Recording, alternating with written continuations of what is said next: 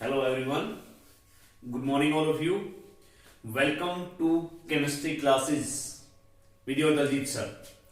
आज फिर मैं आपके पास आ रहा हूं एक नई वीडियो लेके आपके पास और टॉपिक हमारा है bonding in coordination compounds. Dear students, ये जो टॉपिक है आपका that is very important in your 12th class and your chapter is your coordination compounds. इसके अंदर आपको बॉन्डिंग शो करना है, हाइब्रिडाइजेशन शो करना है, मैग्नेटिक बिहेवियर शो करना है. किसके अंदर? एक कोऑर्डिनेशन कंपाउंड, एक कॉम्प्लेक्स के अंदर.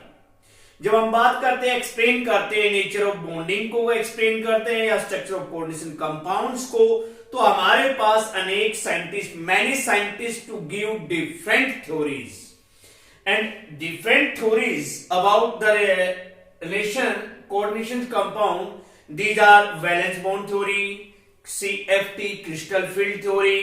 वो आपके पास valence VBT valence bond theory, CFT crystal field theory, हमारे पास MOT molecular orbital theory et cetera. बहुत ज्यादा साइंटिस्ट में different scientist give, many scientist to give different theories about the bonding in coordination compound. तो let us now today we are discuss about, किसके बारे में बात करेंगे आज हम? VBT valence bond theory. क्या है इसका पूरा नाम? Valence bond theory for bonding in coordination compound. Clear है? तो टॉपिक क्लियर हुआ? तो देखते हैं, एंजॉय करते हैं आज केमिस्ट्री के साथ कि वैलेंस बॉन्ड थ्योरी. तो सबसे जो पहले इसके आते हैं मेन पोस्टुलेट्स, मतलब मींस कि वैलेंस बॉन्ड थ्योरी है क्या हमारे पास, आखिर इसके अंदर ऐसा क्या था कि इसको ये बॉन्डिंग में काम आई कोऑर्डिनेशन कंपाउंड. तो कुछ इसके पॉइंट्स हैं भाई. देखिए इसके अंदर बच्चों से सबसे पहले माय डियर्स, जो सबसे पहला पॉइंट है, फर्स्ट पॉइंट इज योर कि द सेंट्रल मेटल आयन, यानी इसके अंदर एक सेंट्रल मेटल एटम है. ठीक है, ion of the coordination compound. हमारे पास क्या कह रहे हैं कि the central metal ion in the complex makes available a number of makes, ये जो सेंट्रल मेटल आयंस है वो अवेलेबल करवाती है आपके पास ऑफ एम्प्टी ऑर्बिटल. खाली ऑर्बिटल होते हैं इसके चारों ओर. क्या होते हैं? Empty orbital for the formation of coordination bond with suitable ligands. वो क्या अवेलेबल करवाती है? एक सेंट्रल मेटल एटम आयन अपने चारों ओर एम्प्टी ऑर्बिटल्स को अवेलेबल करवाती है. किसके लिए? To formation of coordination bond. अब वो कोऑर्डिनेशन बॉन्ड बनाएंगे किसके साथ? Plus with suitable ligands. किसके साथ? With suitable ligands. अब भैया वो सुटेबल लिगेंड्स की बात कर रहे हैं, तो इसका मतलब लिगेंड्स क्या होते हैं? वो सब्सटेंसेस, दो substances which can donate its lone pair electron to central metal atom with coordinate bond. ठीक है, वो होते हैं हमारे पास लिगेंड. तो the first main postulate, the first postulate of this theory VBT is that the central metal ions in the complex to available empty orbitals to formations of coordination bond with suitable ligands. Clear यहां पे हमारे पास? और जो number हो हमारे पास, ये जो empty orbital होते हैं इसके अंदर, वो किसके बराबर होते हैं भाई? वो होते हैं हमारे पास coordination number, coordination number of metal ion. वो किसके बराबर होते हैं? जितना मेटल एटम का कोऑर्डिनेशन नंबर होता है. मतलब coordination number means the total number of metal spheres या spheres are touching to a central metal sphere. For this questions, the total number of ligands are attached to a central metal sphere. Clear हुआ कि भाई एक metal के चारों ओर कितने ligands दिए हुए हैं या कितने लिगेंड से वो घिरी हुई है, उसको कहा हमने कोऑर्डिनेशन नंबर। और वो एम्प्टी ऑर्बिटल की जो संख्या होती है वो किसके बराबर होती है माय डियर्स? कोऑर्डिनेशन नंबर के साथ। क्लियर है? अब जो सेकंड पॉइंट कह रहे हैं, first I think that clear है। तो ये सेकंड पॉइंट क्या कहता है कि जो एप्रोप्रिएट एटॉमिक ऑर्बिटल्स होते हैं, appropriate atomic orbital means s के भी हो सकते हैं, p के भी हो सकते हैं और d ऑर्बिटल्स के भी होते हैं, और metal hydrides to give a equivalent orbitals of definite geometry. वो आपके पास इक्वल अमाउंट में डेफिनेट ज्योमेट्री के बराबर एटॉमिक ऑर्बिटल्स आपको देते हैं कि the appropriate atomic orbitals like as s p d हमारे पास, ठीक है, ऑफ द मेटल हाइड्राइड्स, ठीक है, हाइड्राइड्स टू गिव ए, वो क्या देते हैं आपको? एक equivalent orbitals of definite geometry, to give a equivalent definite geometry. अब वो डेफिनेट ज्योमेट्री की बात की उसने, मींस क्या कह रहा है? To give definite geometry. अब भाई ये जो डेफिनेट ज्योमेट्री है, फॉर एग्जांपल कैसी हो सकती है आप पास? Square planar, clear, tetrahedral, square planar, tetrahedral, या आपके पास कैसी हो सकती है? Octahedral etcetera. सेकंड कैसी होगी? स्क्वायर प्लेनर, टेट्राहेड्रल या octahedral. That is your second point of this, the second postulate of valence bond theory. Clear? अब now थर्ड पॉइंट क्या कह रहे हैं हमारे पास? जो एम्प्टी हाइब्रिड ऑर्बिटल है, ये वाले हमारे पास थर्ड पॉइंट पे जो एम्प्टी हाइब्रिड ऑर्बिटल है और मेटल ओवरलैप विद, किसके साथ ओवरलैप करते हैं? Filled orbital. किसके साथ करते हैं भैया? Field orbitals. किस चीज के? किससे भरे हुए हैं? ऑफ द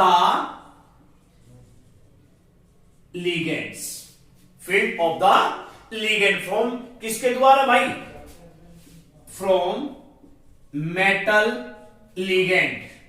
देखिए M4 metal, L4 ligand, coordinate covalent bond, इनके बीच में कैसा बॉन्ड बनता है? Coordinate covalent bond. तो थर्ड पॉइंट क्या हो गया? दे आर एम्प्टी ऑर्बिटल्स, आपके पास द एम्प्टी हाइब्रिड ऑर्बिटल कह सकते हैं, सॉरी यहां पे द एम्प्टी, आपके पास मैं एक वर्ड लिख दूं इसके लिए, हाइब्रिड ऑर्बिटल, वो इस किसके साथ कोऑर्डिनेट करते हैं? फील्ड ऑर्बिटल्स के साथ ऑफ द लिगेंड्स, एंड वो क्या बनाते हैं आप पास? Metal ligands coordinate covalent bond. Clear? 3 point. Next fourth point देखिए, आपके पास एक बहुत ही बढ़िया क्वेश्चन निकल के आएंगे, और जो आपका सीबीएसई हो चाहे एचबीएसई हो, किसी भी एग्जामिनेशन में 100% क्वेश्चन आएगा इसमें से। तो that is very important for you my dears, इस चीज को चेक कीजिए। फोर्थ पॉइंट जो कह रहा है कि जो एक लिगेंड्स होता है, जब एक मेटल लिगेंड की बात की, जितने भी इसमें लिगेंड होते हैं, चाहिए कोई भी हो, वो स्ट्रॉन्ग हो सकता है, वीक हो सकता है, आप पास पॉजिटिव हो सकता है, नेगेटिव हो सकता है, या न्यूट्रल हो सकता है। जो भी लिगेंड्स है वो आपके पास कह रहा है एटलीस्ट एक आपके पास 1 ऑर्बिटल्स, जो आपके पास कंटेनिंग क्या करता है? Lone pair of electron. वो क्या कंटेन करता है? ए लॉन पेयर ऑफ इलेक्ट्रॉन। वो जो लिगेंड हो आपके पास, देखिए वो लिगेंड की बात तो मैंने बता दी आपको, स्ट्रॉन्ग भी हो सकता है, वीक भी हो सकता है, पॉजिटिव भी, नेगेटिव भी।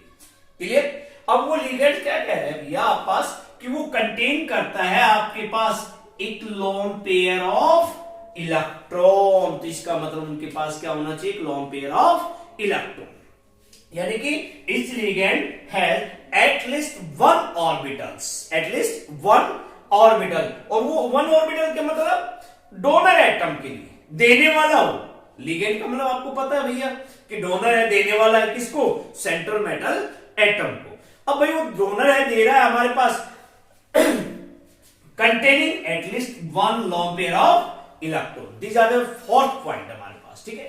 And fifth point from this theory, the fifth postulate of valence bond theory क्या कह रहा है कि the d orbitals, देखिए भाई हम बात कर रहे हैं किसकी, अब इसके अंदर d orbitals की बात कर रहे हैं। जो d orbitals है वो भैया आपके पास दो तरीके से रहते हैं, क्योंकि आपने अभी बताया नेक्स्ट इससे पॉइंट में कि ligands contain positive negative means strong या वीक। तो मीन जो डी ऑर्बिटल्स है वो आपस इन्वॉल्व करते हैं हाइब्रिडाइजेशन, वो आपकी इनर भी हो सकती है इनर ऑर्बिटल, वो आपकी भैया आउटर ऑर्बिटल हाइब्रिडाइजेशन भी हो सकती है।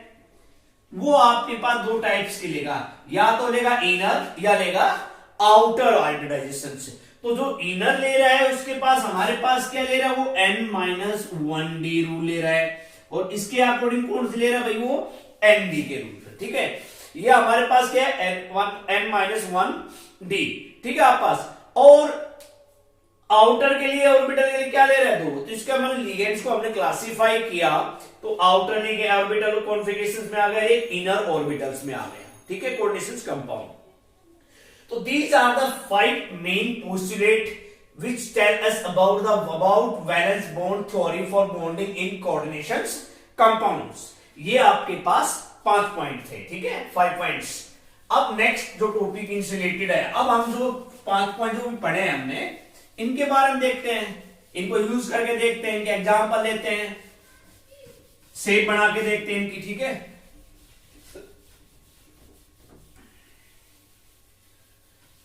चलिए नाउ एप्लीकेशंस की बात करते हैं। अभी इसके अंदर हम किसकी बात करते हैं, applications of VBT.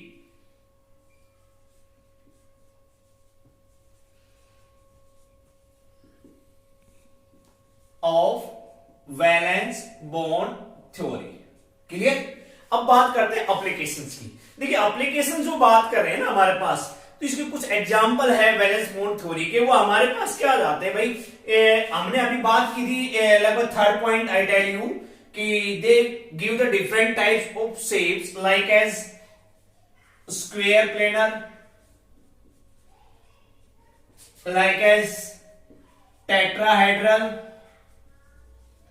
Clear, and octahedral. मैंने आपके पास 3 शेप बताई थी। अब हाइब्रिडाइजेशन की बात हमारे पास यहां आ रही है, तो बॉन्डिंग की बात आ रही है इन कोऑर्डिनेशन कंपाउंड्स के अंदर। तो माय डियर्स क्या होता है कि भाई बॉन्डिंग हमारे पास देखिए, जब टेट्राहेड्रल शेप आती है तो you read also in your 11th class.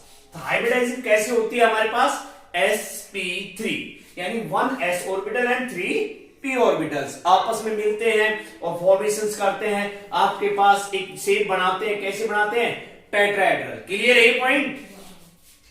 Square planar की बात आए, dsp2, हाइब्रिडाइजेशन कैसे आ जाएगी, dsp2, क्लियर है। चलिए भैया अब इस पे आते हैं, इस भाई साहब पे। अरे भैया ये तो आपके पास कमाल हो गया, 2 पार्ट्स में आएगा हमारे पास। कह रहा है कि भाई मैं d2sp3 हाइब्रिडाइजेशन आ गया, किसमें आ गया, d2sp3। वो कह रहा है नहीं, इसको आप लीजिए sp3 और d2 दो लीजिए। देखिए बड़े इंटरेस्टिंग क्वेश्चन होने वाला है यहाँ पे। तो d2sp3 sp3 d2, but difference क्या है, और d2 को उठाया इधर रख दिया सर पीछे की तरफ। नहीं my dears, this are the main difference between them. This d belong to 3d and that s belong to 4s and that p belong to 4p orbitals, clear. ये d किसको बिलोंग कर रहा है, 3d को, और ये s किसको belong कर रहा है, 4s, and this p belong to 4p orbitals. And similar in this way, this indicate 4s, this that is your 4p and that is your 4d, clear, point clear हुआ।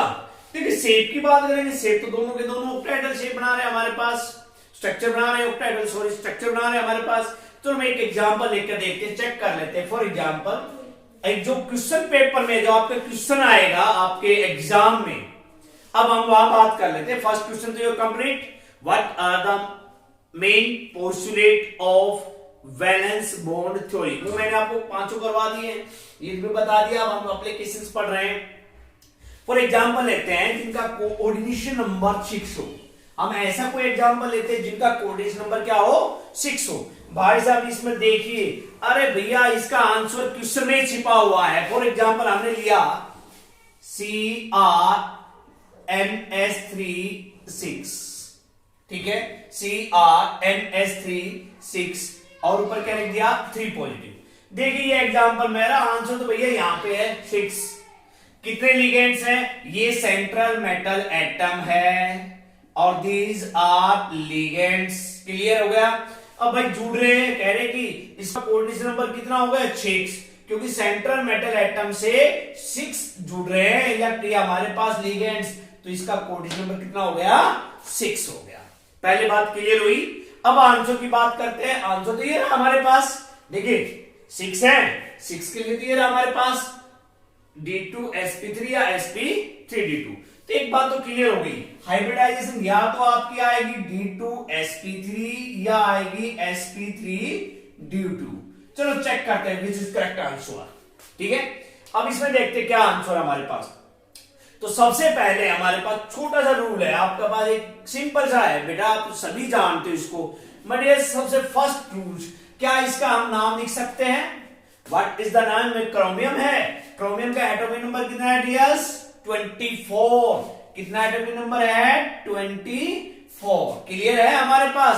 तो अब आपके पास 24 है, तो इसका इलेक्ट्रॉनिक कॉन्फ़िगरेशन क्या होगा। मैं फर्स्ट स्टेप लिख रहा हूं, देखिए 3 स्टेप में पूरे करते हैं इसको।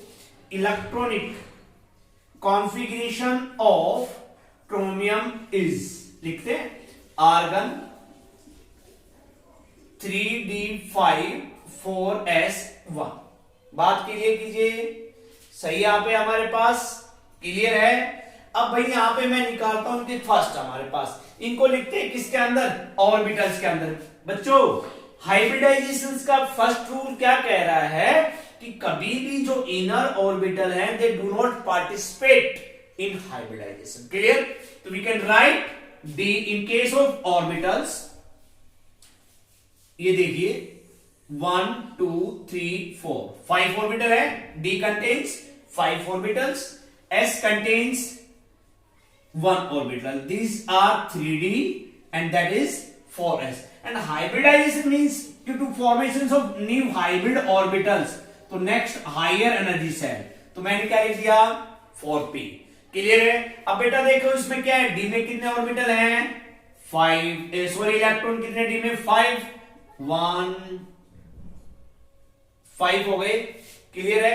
S में कितना है 1, P में है ही नहीं, छोड़ दिया हमने। क्या ये पॉइंट क्लियर हुआ आपके पास। चलिए अब बात करते हैं सेकंड पॉइंट। इसमें जो क्रोमियम है इसके अंदर इसका ऑक्सीडेशन नंबर से कोऑर्डिनेशन नंबर निकालते हैं, ऑक्सीडेशन स्टेट कितना, चार्ज कितना निकालते हैं। भाई जिसका निकालना हो उसका मान लीजिए, क्रोमियम का हमने मान लिया x + 6। ये आपके पास एक न्यूट्रल लिगेंड है, that is 0 is equal to +3। तो x इज इक्वल टू कितना आ गया भाई +3। तो भैया electronic configuration of Cr3 positive is, याद रखिए 3 पॉजिटिव इज। भैया 3 पॉजिटिव का मीनिंग क्या हुआ कि आपको लॉस किए। Positive means loss of electron, 3 electron आपने इसको निकाल दिए। क्लियर है। अरे भैया हो गया क्लियर। तो आप देखिए 3 इलेक्ट्रॉन, एक तो ये गए यहां से 18 और 2 इससे गए, तो कितने बच गए भाई 3। लेफ्ट कितने हो गए 3, आपका कितने बच गए हमारे पास इलेक्ट्रॉन 3। तो अब यहां लिख दीजिए भैया 4s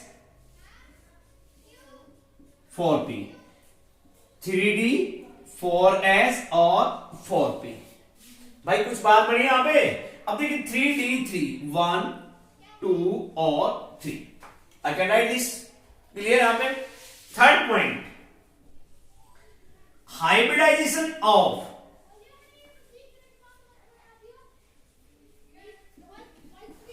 of CrNS3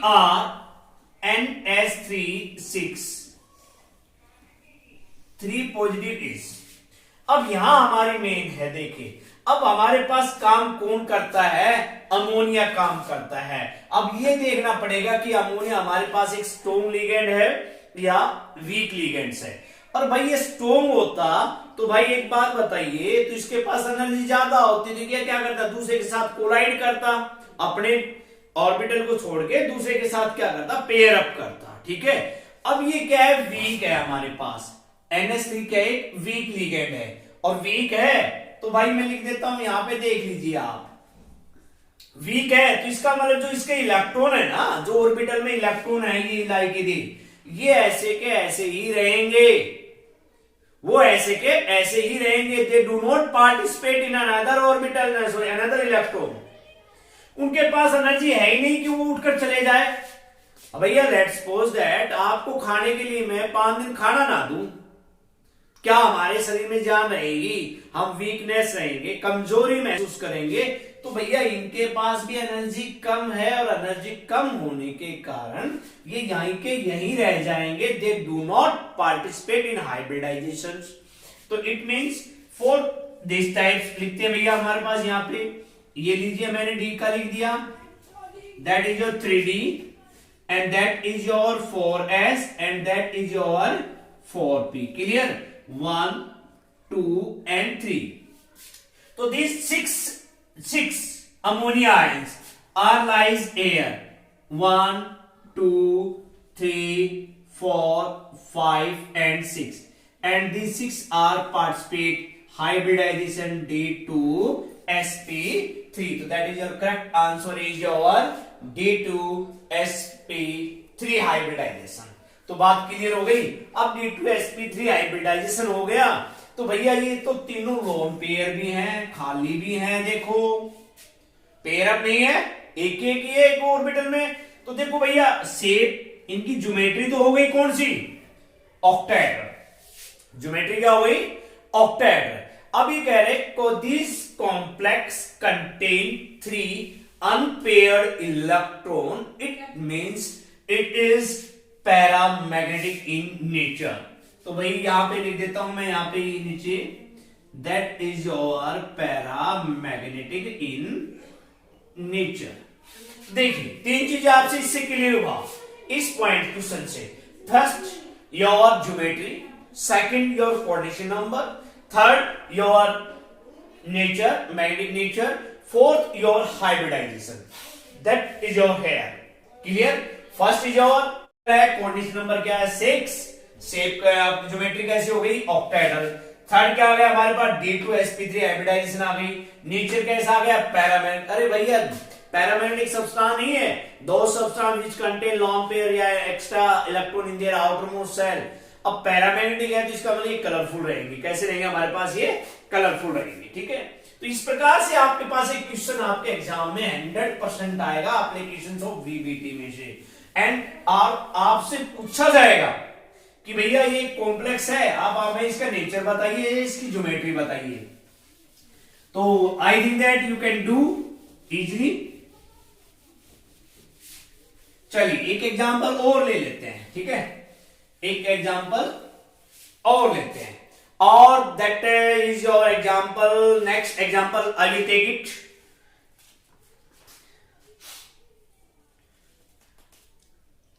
FeCN6 3 नेगेटिव, FeCN6 3 नेगेटिव। अरे भैया कमाल हो गया।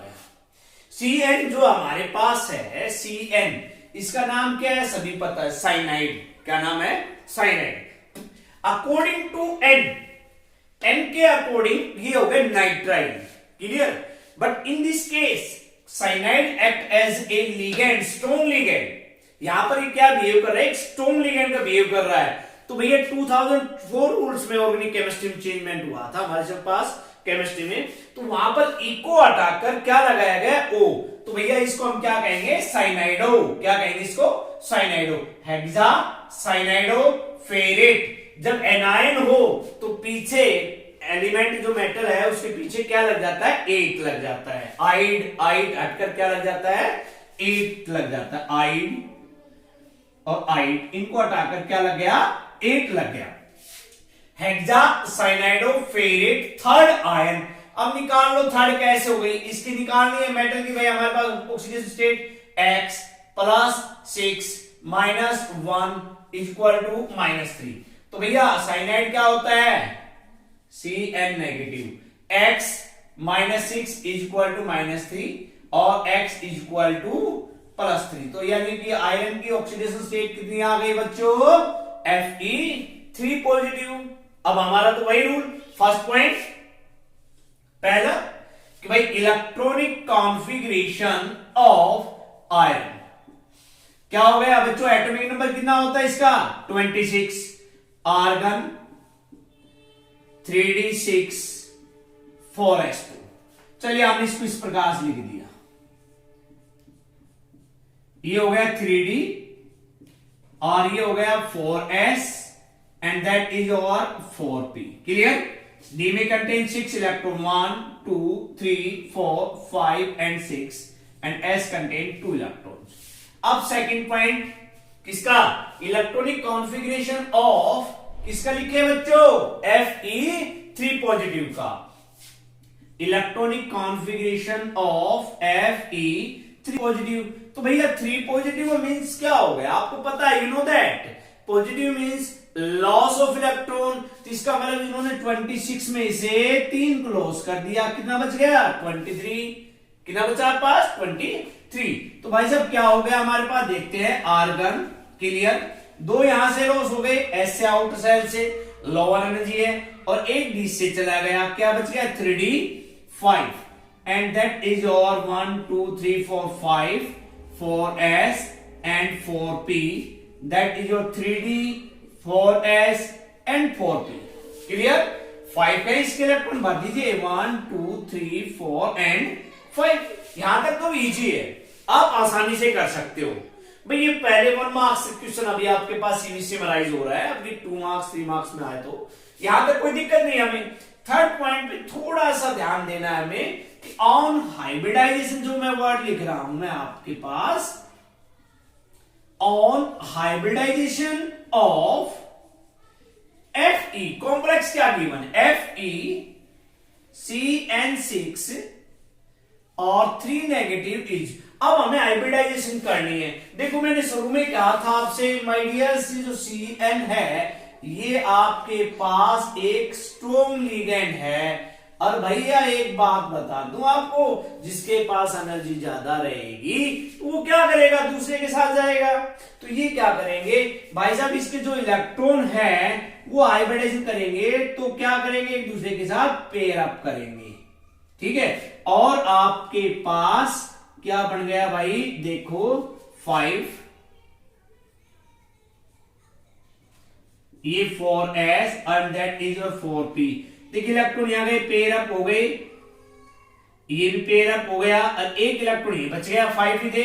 तो भाई साहब जो लिगेंड है वो कहां एग्जिस्ट हो गए, इनके वैकेंट ऑर्बिटल में। और भाई आंसर तो तुम्हें पता ही है। अब आपके पास जब 6 जुड़ रहे हैं तो 6 के लिए क्या था, अभी जस्ट मैंने एक एग्जांपल भी लिया था आपके पास, ये हो गए 3d, ये हो गए 4s and that is your 4p। देखो 2 तो d के हो गए, 1s एंड 3p, इन सभी ने मिलके किया तो आंसर क्या आ गया, D2sp 3 hybridisation. Clear point, answer क्या हुआ, D2sp 3 हाइब्रिडाइजेशन। अब सेकेंडली क्या हो गया हमारे पास, जो D2sp3 हुआ, इसके पास क्या है भाई, लोन पेयर ऑफ इलेक्ट्रॉन है। और लोन पेयर ऑफ इलेक्ट्रॉन है तो नेचर कैसा हो गया, पैरा मैग्नेटिक। कैसा नेचर हो गया आप पास, पैरा मैग्नेटिक। कब, जब उसके पास which contain lone pair of electron, lone pair of electron. तो देखिए हाइब्रिडाइजेशन ये रहा आपके पास, मैग्नेटिक बिहेवियर ये रहा आपके पास, और सबको पता है पैरामैग्नेटिक सब्सटेंस है तो आपके पास क्या रहेंगे, कलरफुल रहेंगे। इसी रिलेटेड आपके पास you can do different types of example like as FeCN6 4 negative, like as for other examples are FeCN6 4 negative, you can do easy, आराम से कर सकते हो आप। Fe आपके पास F6 3 नेगेटिव कर सकते हो आप। Different examples you can do based